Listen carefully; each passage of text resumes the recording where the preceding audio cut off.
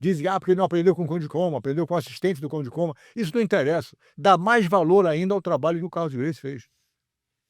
Percebeu? Uma coisa é você aprender como um xerife da parada. Se dizem que ele aprendeu como foi com o xerife, foi com outro cara que era assistente do Conde Como, para mim só faz aumentar o mérito do tio Carlos.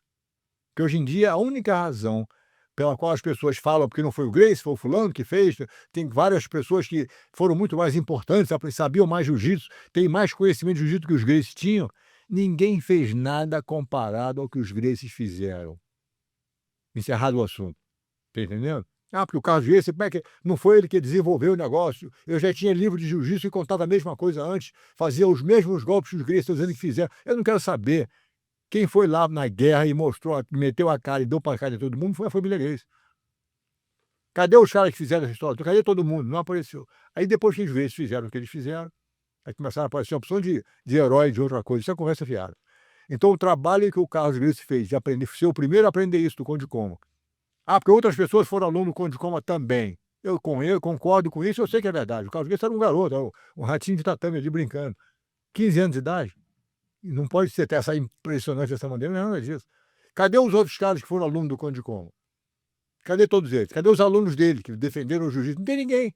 Sumiu todo mundo, desapareceu todo mundo.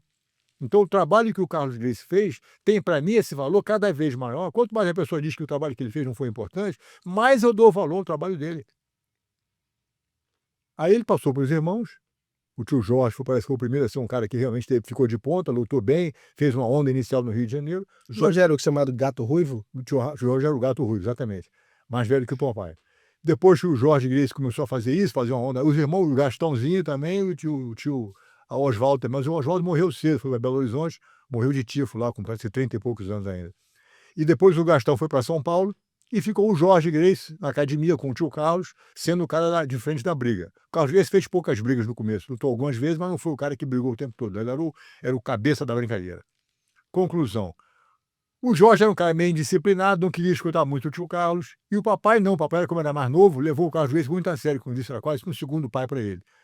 E o tio Carlos um dia percebeu que o Hélio Gracie tinha realmente condições, o Jorge, como eu disse, meio sendo um pouco disciplinado, não sei o quê, não estava fazendo como diria as coisas, e o Carlos Gracie pegou, abraçou o Hélio e levou o velhinho para onde tinha que ir. O papai foi o cara que realmente, quando começou a se envolver com o jiu-jitsu, aprendendo um pouco com os irmãos, treinando pequenininho, então aquela conversa toda, inicialmente o médico mandou ele parar de treinar porque ele tinha vertigem, tinha desmaio, aquela história toda. Então ele ficou muito tempo sem poder fazer jiu-jitsu. Eventualmente, aprendeu um pouco com os irmãos e um belo dia, quando o tio Carlos não estava presente para dar uma aula, o aluno veio, o doutor Mário Branco, que era diretor do Banco do Brasil na época, veio tomar uma aula com o tio Carlos, não tinha ninguém em casa e o papai se ofereceu a dar aula para o cara, 16 anos de idade na época. Deu aula para o doutor Mário Branco, quando o tio Carlos chegou se desculpando pelo atraso, ele falou, olha, eu tomei aula com o teu irmão Hélio e gostei, aliás, eu queria ser aluno dele daqui para frente. Ou seja, o papai foi ser promovido a ser professor de jiu-jitsu pelo próprio aluno. O que o velhinho percebeu rapidamente é que os movimentos que ele havia decorado assistindo os irmãos treinando jiu-jitsu e praticando um pouco com eles, requeriam uma certa habilidade física e força que ele não tinha. Então ele começou a modificar alguns desses movimentos, dando mais ênfase aos movimentos mais naturais do corpo, uma alavanca melhor, um movimento mais curto, entendeu? Para que ele pudesse ter eficiência do negócio, foi aplicando para ele. E essa modificação que ele fez foi que deu origem ao que a gente chamou de jiu-jitsu Gracie, jiu-jitsu brasileiro, se quiser. E esse negócio foi crescendo cada vez mais, e como não é uma briga de luta, é uma luta, você não pode ficar na teoria, você tem que ir para o ringue e mostrar. Então o papai foi o cara que realmente foi lá para o ringue e chegou a um ponto de querer mostrar esse negócio para todo mundo, sob a orientação do tio Carlos, claro, que pensava no marketing, em toda a criação filosófica do negócio, foi orientando nesse sentido, e o negócio foi crescendo cada vez mais e tornou-se uma arte muito popular no Brasil. E esse recorde de jornais que você disse que eu tenho, que é verdade, foi que o papai teve o cuidado, a pachorra, a paciência de recortar milhares de jornais, de recorte de jornais, que os jornais, eles nem existem mais, era Correio da Manhã, era à noite, Jornal dos Esportes, é uma de coisa que não existe mais hoje em dia. O velhinho recortava tudo, guardava tudo, e eu tenho milhares de recortes guardados comigo até hoje, que estão no Museu Gracie. Aliás, quando a pessoa quiser conhecer isso, tem que visitar o museugracie.com.br, porque você vai ver a opção de história contada, os recortes de jornais que ele guardou. Aquilo ali é só uma gota d'água, viu? Eu tenho muito mais do que aquilo. Muito bem. graciemuseum.com ou então museugracie.com.br. para quem quiser conhecer um pouco mais dessa história a fundo. Muito bem. Então, quanto a essa história das pessoas dizerem que o jiu-jitsu está sendo rebranded, agora é o jiu-jitsu americano, é o brasileiro, cada um fazendo a sua própria história, que os Gracie não têm essa importância toda, eu tenho que discordar disso e dizer que é um argumento ridículo. Porque realmente, quando o Hélio Gracie fez o que ele fez, que começou a desafiar todo mundo, desafiou o Joe Louis, campeão mundial de boxe, pro luta, o Joe Louis não quis lutar. Eu tenho uma carta assinada pelo Marshall Miles, manager do Joe Louis, que ficou no Hotel Excelsior em Copacabana na época, assinada no jornal, a carta chita no papel timbrado do hotel, dizendo que o Joe Louis aceitaria lutar com qualquer pessoa se fosse uma luta de boxe, mas não quer fazer boxe contra jiu-jitsu. Ele respeita todo mundo e tal, mas não quer fazer.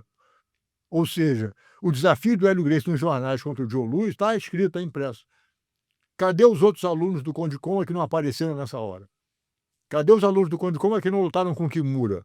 Campeão do mundo na época, com 33 anos de idade, veio ao Brasil para lutar com o Hélio Gracie, que não quis lutar com o Hélio Gracie quando o papai primeiro desafiou o Kimura, recusou o desafio, dizendo que o Hélio Gracie é muito levinho, muito pequenininho para lutar comigo. Quer lutar com alguém, luta com o Cator, que está aqui comigo, que faz parte da equipe dele.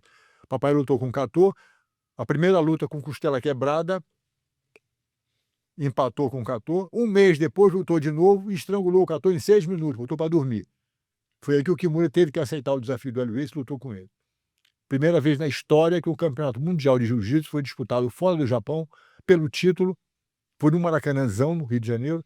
Tiraram um dos gols do Maracanã e o papai lutou com o Kimura no Maracanã. Quer dizer, porque não foi os gays que fizeram, não fizeram nada. Claro que não fizeram nada. Cadê os que tinham que ter feito? Não tinha ninguém. E quais eram as regras, Rorion, para... Era regra de jiu-jitsu esportivo, não era vale tudo, não. Mas não tinha ponto, entendeu? Era 10 minutos, exato. E o papai, o tio Carlos, inclusive, comentou com o papai, o tio Carlos era o manager do meu pai. Falou, olha, eu só deixo você lutar com o Kimura se você prometer que se ele te pegar num golpe bom, você vai reconhecer e bater, para não querer resistir demais e amanhã tá com o braço injuriado pro resto da vida, um cotovelo quebrado, um ombro deslocado, vai te atrapalhar. Não, o papai falou, não, se ele me pegar num golpe bom, eu reconheço e bato, se for o caso. E baseado nisso, o tio Carlos autorizou a luta. Papai foi lutar com o Kimura, 3 rounds de 10 minutos. E, aliás, quando eles estavam entrando no ringue, viu, subindo o gramado do Maracanã, quando eles montaram um tablado ali em cima, botaram a lona, quando eles estavam chegando para entrar no gramado, o Kimura, através do intérprete, pergunta a ele se ele vai bater quando eu pegar ele numa finalização. E o papai sentiu isso quase que achou um troço meio arrogante do Kimura perguntar isso, viu? Se ele vai bater. Eu quero ver se me pegar, quer dizer, essa que era a resposta instintiva dele, seria essa. Mas ele falou, não, de repente é um troço cultural. Se ele pegar um golpe bom, eu vou bater, diz o papai pro Kimura, que era 30 e tantos quilos mais pesado que ele. Aí o papai perguntou, por que ele está perguntando isso? O papai perguntou ao intérprete, por que o Kimura quer saber disso? Aí o intérprete falou, olha, porque ele não gosta de dormir na noite depois da luta, lembrando do som de ossos partidos. Ou seja, se você não for bater, ele vai quebrar. Ele quer só saber se você quer que ele dê tempo de você bater ou não. Não, tá certo. Se ele pegar no robô, eu vou bater. Ou seja, o Kimura não fez isso para ser arrogante. Ele perguntou porque era um bom esportista e queria saber se você vai bater ou não vai bater quando eu te pegar. Ele tinha certeza que ia pegar com o papai, que era verdade. O papai não tinha a menor pretensão de ganhar do Kimura, viu?